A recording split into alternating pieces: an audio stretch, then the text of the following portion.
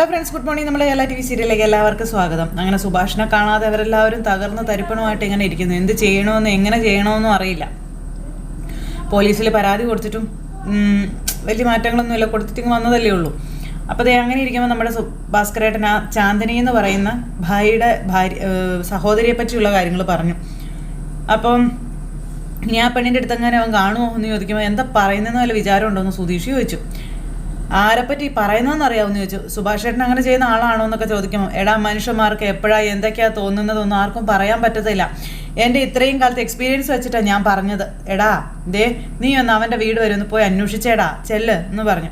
സുഭാഷ് ചേട്ടൻ കത്ത് എഴുതി വെച്ചത് അച്ഛനും കണ്ടതല്ലേ, അതിൽ കാരണം എഴുതി വെച്ചിട്ടുണ്ടല്ലോ എന്ന് നിധി. മനസ്സ് തകർന്നിറങ്ങി പോയ ഒരാളെ പറ്റി ഇങ്ങനെയൊന്ന് പറയുമെന്ന് പറഞ്ഞപ്പം നിന്റെ ചേട്ടൻ എന്ത് കാരണം കൊണ്ടാണ് പോയതെങ്കിലും പാതിരാത്രിയാണ് ഇവിടെ നിന്ന് ഇറങ്ങിപ്പോയിരിക്കുന്നത്. അപ്പോൾ അവിടെ തങ്ങാനൊരു ഇടവും സ്ഥലവും കാര്യങ്ങളൊക്കെ വേണ്ടേന്ന് ചോദിച്ചു. അവൻ ഇവിടെ നിന്ന് തമ്പാനൂര് എന്നിറങ്ങി തീവണ്ടിയിൽ കയറി ലക്ഷ്യമില്ലാതെ പോകുന്ന ഒരാളല്ല സുഭാഷ്, നിങ്ങൾ ആദ്യം അത് മനസ്സിലാക്കാൻ പറഞ്ഞു. അപ്പം അത് കേട്ട് കഴിഞ്ഞപ്പോഴത്തേക്ക് ഇവരിങ്ങനെ ഭയങ്കര അച്ഛനെ കുറ്റം പറഞ്ഞിരിക്കുക. ആ പെണ്ണാണെങ്കിൽ ഇടയ്ക്ക് ഇവിടെ വരാറുമുണ്ട്, അവനായിട്ട് ചിരിച്ച് സംസാരിക്കാറുമുണ്ട്. അപ്പോൾ അവനും തിരിച്ച് അവളോട് അങ്ങനെയൊക്കെ തന്നെയാണ്. അതുകൊണ്ടാണ് എനിക്ക് ആ വഴിക്കൊരു സംശയം തോന്നിയതെന്ന് അച്ഛൻ പറയാട്ടോ. അപ്പം അച്ഛൻ അങ്ങനെ പറയുമ്പോൾ ഇവർക്ക് ആർക്കും അത് ഉൾക്കൊള്ളാൻ പറ്റുന്നില്ല.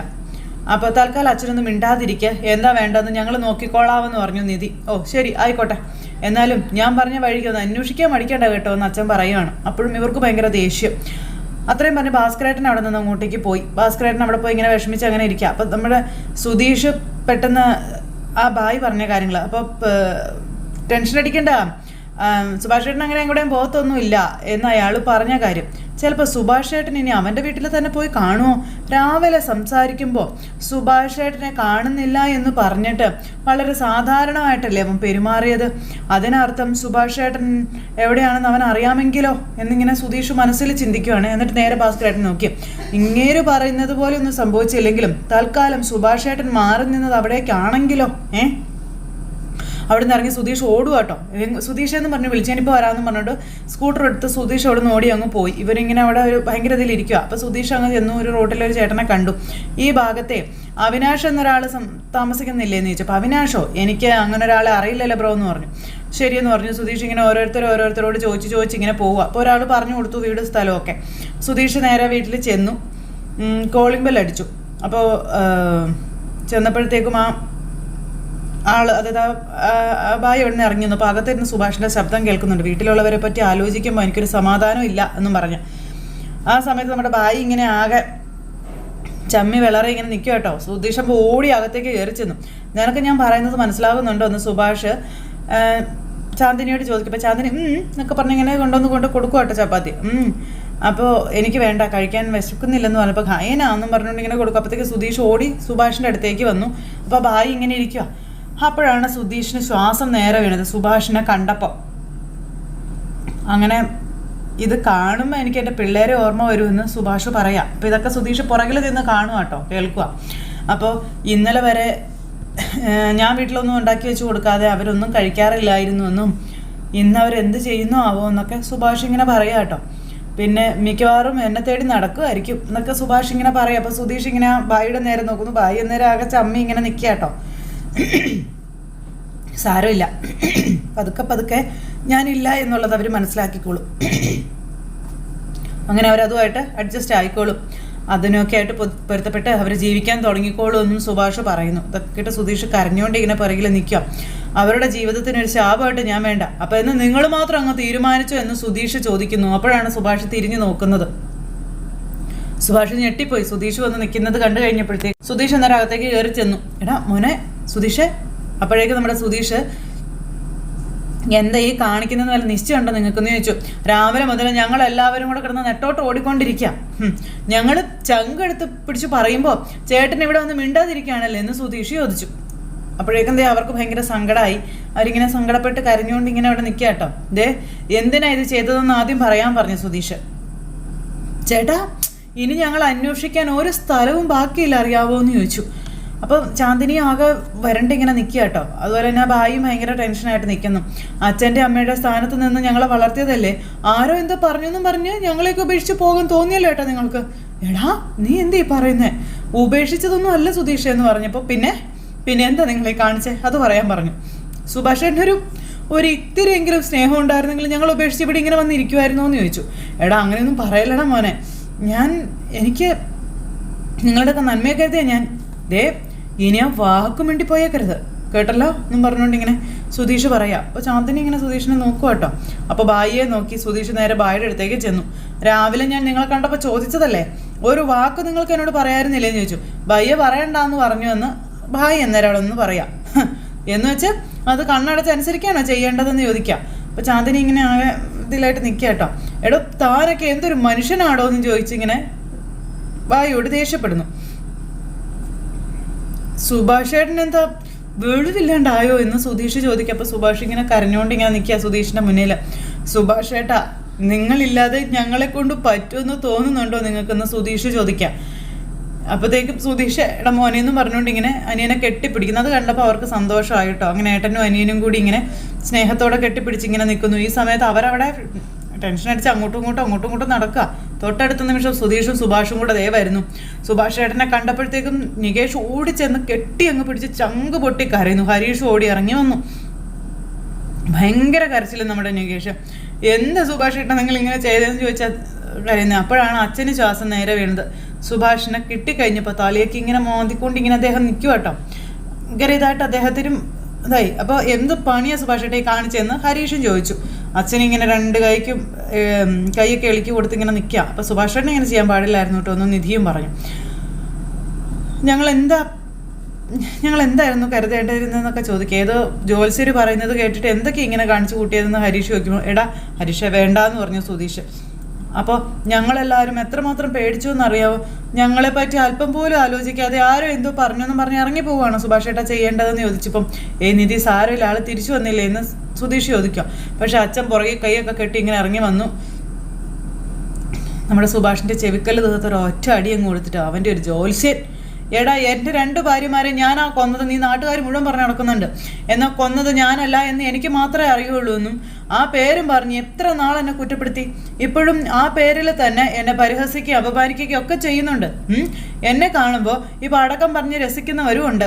എന്നിട്ട് ഞാൻ ഇവിടുന്ന് പോയോടാ, ഈ നാട്ടിൽ നിന്ന് ഓടിപ്പോയോ? എല്ലാം സഹിച്ച് ഇവിടെ തന്നെയല്ലേ ഞാൻ നിൽക്കുന്നത് എന്ന് ഭാസ്കരേട്ടൻ മക്കളോട് പറയുവാണ്. നാട്ടുകാരോടെ നിന്റെ അനിയന്മാരൊക്കെ തന്നെ എന്നോടും അച്ഛനോടും പെരുമാറുന്നത് പോലെയാടാ പെരുമാറുന്നതെന്നൊക്കെ പറഞ്ഞ് എന്തൊക്കെ പറയുന്നുണ്ടെന്ന് നിനക്ക് തന്നെ അറിയാമല്ലോ ഇല്ലേന്ന് ചോദിച്ചു. അതെ നാട് മുഴുവൻ എന്നെ കുറ്റം പറയുന്നത്, മറ്റുള്ളവരെ കുറ്റം പറയുന്നതൊക്കെ പറഞ്ഞ് കരഞ്ഞുകൊണ്ടങ്ങ് ഓടിപ്പോയി കരഞ്ഞെങ്കിലോ ഞാൻ എടാ പറയുന്നവർ പറയും. നാട് മുഴുവൻ എതിരെ പറഞ്ഞാലും നമുക്ക് ഉറപ്പുണ്ടായാൽ മാത്രം മതിയടാ. തെറ്റ് നമ്മുടെ ഭാഗത്തില്ല എന്ന് നമുക്ക് ഉറപ്പുണ്ടായാൽ മാത്രം മതിയെന്ന്. സ്വന്തം മനസാക്ഷിയുടെ മുന്നിൽ മാത്രം തെറ്റുകാരനാകാതിരുന്ന മാത്രം മതിയടാ കോപ്പേ എന്നും പറഞ്ഞുകൊണ്ട് അച്ഛൻ ഇങ്ങനെ സുഭാഷിനോട് പറയുക. വേറെ ഏതവൻ പറഞ്ഞാലും പുല്ല് വിലയോടെ അത് കാണാൻ പറ്റണം, അതാണ് ചെയ്യേണ്ടത്. നിന്നെയൊക്കെ ഒരു ജോത്സ്യൻ എന്തോ പറഞ്ഞെന്ന് പറഞ്ഞ് വീട് വിട്ടു പോയിരിക്കുന്നു. നിന്നെ ഉണ്ടല്ലോ വീട് വിട്ടു പോയിട്ട് പ്രായമാണോടാ നിനക്ക്? തലയ്ക്ക് വെളിവില്ലാത്തവനെന്നും പറഞ്ഞ് നിൽക്കുമ്പം അത് അച്ഛാ പോടാ ഉണ്ടോണ്ട് പോ, നീ ഇനി എന്നോട് സംസാരിക്കണ്ട, വീട് വിട്ട് പോകണ്ട പ്രായം എന്നും പറഞ്ഞ് ഇങ്ങനെ പോവുക. അപ്പം അച്ഛൻ തന്നത് ഏതായാലും നന്നായി, അല്ലെങ്കിൽ ഞങ്ങളുടെ കയ്യിൽ നിന്ന് കിട്ടിയേനെന്നും പറഞ്ഞുകൊണ്ട് ഇങ്ങനെ സുധീഷ് പറയാം. ഇന്ന് എവിടെയൊക്കെ ഞങ്ങൾ അലഞ്ഞെന്ന് അറിയോ, തേടാത്ത സ്ഥലമില്ല, സുഭാഷ് ചേട്ടൻ അറിയോ എന്ന് ഹരീഷ് പറയാം. അപ്പോൾ സുഭാഷ് ചേട്ടൻ എവിടെ പോയിരിക്കുകയായിരുന്നു, എവിടുന്നാ കണ്ടതെന്ന് നിധി ചോദിച്ചപ്പോൾ സുധീഷ് ഒരു കള്ളച്ചിരി എന്നിട്ട് ചിരിച്ചുകൊണ്ട് ഇങ്ങനെ നിൽക്കുക കേട്ടോ. എന്താ ചിരിക്കുന്നതെന്ന് നിധി ചോദിച്ചു. ആ സമയത്ത് ഇവരിങ്ങനെ നോക്കുക എല്ലാവരും. എവിടെയായിരുന്നു എന്ന് ചോദിച്ചു നികേഷും. ആ സമയത്ത് സുഭാഷ് ഇങ്ങനെ കരഞ്ഞുകൊണ്ട് നിൽക്കുക. ആഹാരവും വെള്ളവും ഇല്ലാതെ നമ്മളാ സുഭാഷ് ചേട്ടനെ അന്വേഷിച്ച് നടന്നത്. ആ സമയത്തെ സുഭാഷ് ചേട്ടൻ നല്ല സുഖമായിട്ട് വിശ്രമിക്കുകയായിരുന്നു എന്ന് സുധീഷ്. എവിടെയാണെന്ന് അറിയാവോ? അറിയോ നിങ്ങൾക്ക്? നമ്മുടെ അവിനാഷ് ഭായിയുടെ വീട്ടിൽ. അവിടെയോ? അവിടെ തന്നെ. ഞാൻ ചെല്ലുമ്പോഴേ അവൻ്റെ അനിയത്തി ചാന്ദിനി ചപ്പാത്തി ചുട്ടു കൊടുത്തോണ്ടിരിക്കുകയായിരുന്നു. ഡാ നീ എന്നൊക്കെ ഈ പറയുന്നേ? ആ കുട്ടി ഉണ്ടാക്കി തട്ടിൽ വെച്ച് തന്നു, പക്ഷെ ഞാൻ കഴിച്ചൊന്നുമില്ല എന്ന് നമ്മുടെ സുഭാഷ്. അങ്ങനെ അത് മാറ്റി വെച്ചപ്പോഴല്ലേ നീ വന്നതോ? പിന്നെന്തിനാ ഇപ്പോൾ അങ്ങനെയൊക്കെ നീ പറയാൻ നിൽക്കുന്നേ? ഓ അത് ശരി, അയ്യടാ അപ്പം അത് കഴിക്കുന്നത് മുന്നേ ഞാൻ വന്നതാണ് പ്രശ്നമായത്. എടാ അങ്ങനെയൊന്നും അല്ല, നീ ചുമ്മാ ഞാനൊരു അരമണിക്കൂർ വൈകിയിരുന്നെങ്കിൽ ഒരു 4 ചപ്പാത്തി വെട്ടി വിഴുങ്ങി കാണുമായിരുന്നല്ലേ? എടാ നീ ആ കുട്ടി കഴിക്കാൻ പറഞ്ഞിട്ട് എനിക്ക് കഴിക്കാൻ പറ്റിയില്ല നമ്മുടെ സുഭാഷ്. ഇവിടെ എന്തുണ്ടാക്കും ആരുണ്ടാക്കും എന്ന് ഓർത്തിട്ട് എനിക്കൊന്നും ഇറങ്ങിയതും ഇല്ല എന്ന് പറഞ്ഞപ്പം അത് കൊള്ളാലോ, ഞാനൊരു കാര്യം ഞാൻ തിരിച്ചുണ്ടാക്കാം. ആ കുട്ടി ഉണ്ടാക്കുന്നു ചപ്പാത്തി സബ്ജിയും കഴിച്ച് നല്ല സുഖമായിട്ട് രാവിലെ തിരിച്ചു വന്നാൽ മതി. എന്തേ എന്ന് സുധീഷ്. അപ്പോഴാണ് ഇവർക്ക് ശ്വാസം നേരെ വീണത്. നീ എന്താ കളിയാക്കുകയാണെന്ന് ചോദിച്ചു. അല്ല ശരിക്കും അവിനാഷിന്റെ വീട്ടിലായിരുന്നോ? എടാ ഞാൻ പിന്നെ വെറുതെ പറയുവർക്കോ, എനിക്കെന്നാ, ഞാൻ അവിടെ രാവിലെ പോയതാണല്ലോ. അപ്പോൾ അവിനാഷ് പറഞ്ഞതേ സുഭാഷ് ചേട്ടനെ കണ്ടിട്ടേ ഇല്ലെന്നാണല്ലോ. ആ എടാ ഇതൊക്കെ പ്ലാൻഡാടാ, ഇവരാലോചിച്ച് പ്ലാൻ ചെയ്ത് പോയതാണെന്ന് എനിക്ക് തോന്നുന്നത് സുധീഷ് പറഞ്ഞപ്പോൾ. അങ്ങനെയൊന്നും അല്ല. എങ്ങനെയൊന്നും അല്ലെന്ന്. പിന്നെ സുഭാഷ് ചേട്ടൻ അവിടെ ചെന്ന് നോക്കാൻ പറഞ്ഞതേ നമ്മുടെ കാരണവരാ, നമ്മുടെ സുധീഷ് പറയാ. അപ്പൊ ഇങ്ങനെ എല്ലാവരും ഇങ്ങനെ നോക്കുക. സുഭാഷ് ചേട്ടൻ ആ ചന്ദിനിയുമായിട്ട് എവിടെയെങ്കിലും പോയി കാണുമെന്ന് അച്ഛൻ പറഞ്ഞത്. ഇതേ ഒരൊറ്റ അല്ല അത് ചെയ്യില്ലെന്ന് എനിക്കറിയായിരുന്നു എന്ന് സുധീഷ്. പക്ഷേ ഞാനപ്പം മറ്റൊരു കാര്യം ആലോചിച്ചു. രാവിലെ അവിനാഷിനെ കണ്ടിട്ട് ചേട്ടനെ കാണാനില്ല എന്ന് പറഞ്ഞപ്പോൾ അവനൊരു ഭാവമാറ്റവും ഉണ്ടായിരുന്നില്ല. അങ്ങനെയാ എനിക്കൊന്ന് പോയി നോക്കാൻ തോന്നിയത്. ചെന്നപ്പം മക്കളെ എന്താ കാഴ്ചയെന്നാ. പെടേടാ മതി നിർത്തിക്കോളാൻ പറഞ്ഞു. നീ എന്നെ അധികം അങ്ങനെ കളിയാക്കാൻ നിൽക്കല്ലേ. അങ്ങനെ ചേട്ടനും അനിയന്മാരും തമ്മിലുള്ള ആ പ്രശ്നമൊക്കെ തീർന്നു. എന്തായാലും സുഭാഷ് ചേട്ടൻ തിരിച്ചു വന്നില്ലേ, ഇനി ഞങ്ങൾക്ക് സന്തോഷമായി. നിങ്ങളെല്ലാം ഉണ്ടാക്കി കഴിച്ചോ? അപ്പം ഞാൻ ചെയ്യാമെന്ന് പറഞ്ഞപ്പോൾ ചെയ്തെടുത്തോളം മതി, ഞങ്ങൾ ചെയ്തോളാം എന്ന് പറഞ്ഞ് സുഭാഷിനെയും കൂട്ടി ഇവരെല്ലാവരും കൂടെ അകത്തേക്ക് കയറി പോണു. അച്ഛൻ അന്നേരം ഒരു വീഡിയോ ഒക്കെ വലിച്ച് അങ്ങോട്ടും ഇങ്ങോട്ടും നടക്കാം. പിന്നെ ദേ അവിടെ ഫുഡൊക്കെ ഉണ്ടാക്കി ഇവർ കഴിക്കാനായിട്ട് ഇരിക്കും കേട്ടോ. അപ്പോൾ പാഴ്സലും മേടിച്ചു. അങ്ങനെ അവർ കഴിക്കാനിരിക്കുന്നു. സുഭാഷിന് ഇവർ കൊടുക്കുന്നു. സുഭാഷാണെ കഴിക്കാതെ ഇങ്ങനെ ഇരിക്കുക. അപ്പോൾ അച്ഛൻ അങ്ങോട്ടേക്ക് കയറി വന്നു. അച്ഛൻ കയറി വന്നു കഴിഞ്ഞപ്പം അച്ഛനോട് കഴിക്കാൻ ഇവർ പറയാ നിധി. അപ്പം എനിക്ക് വേണ്ട എന്ന് പറഞ്ഞു. എനിക്ക് കഴിക്കാൻ വേണ്ട, നീ കഴിക്കടാ, നീ കഴിക്ക എന്ന് പറഞ്ഞുകൊണ്ട് അച്ഛൻ ഇങ്ങനെ സുഭാഷിനെ തന്നെ നോക്കിയിരിക്കട്ടെ. സുഭാഷ് എന്നേരം അച്ഛനെ മൂത്ത് നോക്കാൻ ഇങ്ങനെ പറ്റിയിരിക്കാം. വീട് വിട്ട് ഓടിപ്പോകാൻ നോക്കുന്ന ശുംഭൻ എന്ന് പറഞ്ഞുകൊണ്ട് അദ്ദേഹം ഇങ്ങനെ പെറുപറ പറഞ്ഞുകൊണ്ട് ഇങ്ങനെ അവിടെ ഇരിക്കുന്നു. അപ്പോൾ സുഭാഷ് ആണെങ്കിൽ ഇവരെയൊക്കെ ഇങ്ങനെ അങ്ങോട്ടും ഇങ്ങോട്ടും മാറി മാറി നോക്കുവാണ്. ദേ ഈ ഇരിക്കുന്ന ആളില്ലേ അച്ഛൻ, എത്ര മാത്രം അന്വേഷിച്ചു എന്നറിയാവോ എന്ന് ഹരീഷ് പറയാം സുഭാഷിനോട്. സുഭാഷ് ഏട്ടൻ ഇല്ലെങ്കിൽ ഈ വീടില്ല, അതിനിയെങ്കിലും ഒന്ന് മനസ്സിലാക്കാൻ പറയാണ് ഹരീഷ്. സുഭാഷ് ഒന്നും മിണ്ടുന്നില്ല. ദേ ഇതോടുകൂടി ഇമാതിരി പരിപാടി നടത്തിക്കൊള്ളണമെന്ന് നികേഷ് സുഭാഷിനോട് പറഞ്ഞു. ഇനി ആവർത്തിച്ച് അന്നത്തോടു കൂടി ഏട്ടനുമായിട്ട് മിണ്ടുന്ന പരിപാടി അങ്ങ് നിർത്തും എന്ന് നികേഷ് പറയണം. ആ ജോത്സ്യം പറഞ്ഞ് ശരിയാകുമോ എന്നുള്ളൊരു പേടിയായിരുന്നല്ലേ സുഭാഷ് ഏട്ടൻ എന്ന് സുധീഷ് ചോദിക്കുന്നു. അതെ എൻ്റെ പൊന്ന് സുഭാഷ് ഏട്ടാ, അയാളൊരു ഉടായ്പാണെന്നും പറഞ്ഞത് മുഴുവൻ പച്ചക്കള്ളമാണെന്നും നാളെ ഞാൻ തെളിയിച്ചു തരാം. എന്താ പോരേന്ന് ചോദിച്ചു. അപ്പം എങ്ങനെ? അതൊക്കെ ഞാൻ കാണിച്ചു തരാം, അപ്പം നിങ്ങൾ കണ്ടോളാൻ സുധീഷ് പറയാം. ഇവരിങ്ങനെ നോക്കുക കേട്ടോ. ദേ എന്നാലും ഇന്നലെ വരെ തോന്നാത്ത കാര്യം ജോലിശരം എന്ന് പറഞ്ഞപ്പോൾ എങ്ങനെ പെട്ടെന്ന് തോന്നിയെന്ന് എനിക്ക് മനസ്സിലാകാത്തത്. എന്നിട്ട് അതിൻ്റെ പേരിൽ ഇറങ്ങിപ്പോവുക. ഇതൊരു കഷ്ടമായത് എന്ന് പറഞ്ഞുകൊണ്ട് നികേഷ്. അപ്പോൾ അയാൾ എന്നെപ്പറ്റി പറഞ്ഞാൽ പ്രശ്നമില്ലായിരുന്നു, പക്ഷേ നിങ്ങൾക്ക് ഞാൻ കാരണം കുഴപ്പമുണ്ടായാൽ അതോർത്തപ്പോഴേ എനിക്ക് സഹിക്കാൻ പറ്റാതെ പോയതെന്ന് പറഞ്ഞു. സുഭാഷ് ചേട്ടൻ ഇല്ലെങ്കിലും ഞങ്ങളുടെ ജീവിതം കുഴപ്പത്തിലാവും. അത് ആദ്യം നിങ്ങളൊന്ന് മനസ്സിലാക്കാൻ ഹരീഷ് സുഭാഷിനോട് പറയാം. അതൊക്കെ പോട്ടെ, സുഭാഷ് ചേട്ടൻ കഴിക്കാൻ പറഞ്ഞു. അങ്ങനെ അവർ ഫുഡ് കഴിക്കുന്നു. സുഭാഷ് കഴിക്കുന്നില്ല. ആകെ വല്ലാത്ത രീതിയിൽ എല്ലാവരും ഇങ്ങനെ സുഭാഷിനെ തന്നെ നോക്കിയിരിക്കും, അച്ഛനും ഒക്കെ. അങ്ങനെ എല്ലാ പ്രശ്നങ്ങളും ഇവർ തമ്മിൽ പറഞ്ഞു തീർത്തു. അതിനുശേഷം ഫുഡൊക്കെ കഴിച്ചു. എല്ലാവരും കിടക്കാനായിട്ട് പോണു. അങ്ങനെ എല്ലാവരും കിടക്കാൻ ചെന്നു. എല്ലാവരും കിടന്നു. അപ്പോൾ നമ്മുടെ സുധീഷും അതുപോലെ ഹരീഷും കൂടെ അവിടെ ഇരുന്ന് ഇങ്ങനെ സംസാരിക്കുക. നീ കിടന്നോ ചോദിച്ച്. അങ്ങനെ ചേട്ടന് കാവലിരിക്കുകയാണ് അനിയന്മാർ രണ്ടുപേരും കൂടി. കുറച്ച് നേരം സുധീഷ് ഇരിക്കും, കുറച്ച് നേരം ഹരീഷ് ഇരിക്കും. അങ്ങനെ സുഭാഷും ഹരീഷും സുധീഷും ഇങ്ങനെ കിടക്കുന്നിടത്തേക്ക് നമ്മുടെ നിധി വന്നു. നിധിക്ക് ഉറങ്ങാൻ പറ്റുന്നില്ല കേട്ടോ. നിധി വന്നിങ്ങനെ നോക്കുവാണേ. എന്താ നിധി? അപ്പോൾ ഉറക്കമാണെന്ന് പറഞ്ഞു. കുഴപ്പമില്ല, ഞാൻ നോക്കിക്കോളാം, പോയിക്കോളാൻ പറഞ്ഞു. അങ്ങനെ നിധി അകത്തേക്ക് പറഞ്ഞു വിട്ടു. പിന്നെ ഇവിടെ സുധീഷ് ഇങ്ങനെ ഏട്ടൻ്റെ കാവലിരിക്കുന്ന ഒരു സിറ്റുവേഷൻ കാണിച്ച് ഇന്നത്തെ കഥ അവസാനിച്ചു. അപ്പോൾ എല്ലാവരും കാത്തിരുന്ന് കാണണേ. എല്ലാവർക്കും നല്ലൊരു ദിവസം ആശംസിക്കാം കേട്ടോ. ടാറ്റാ.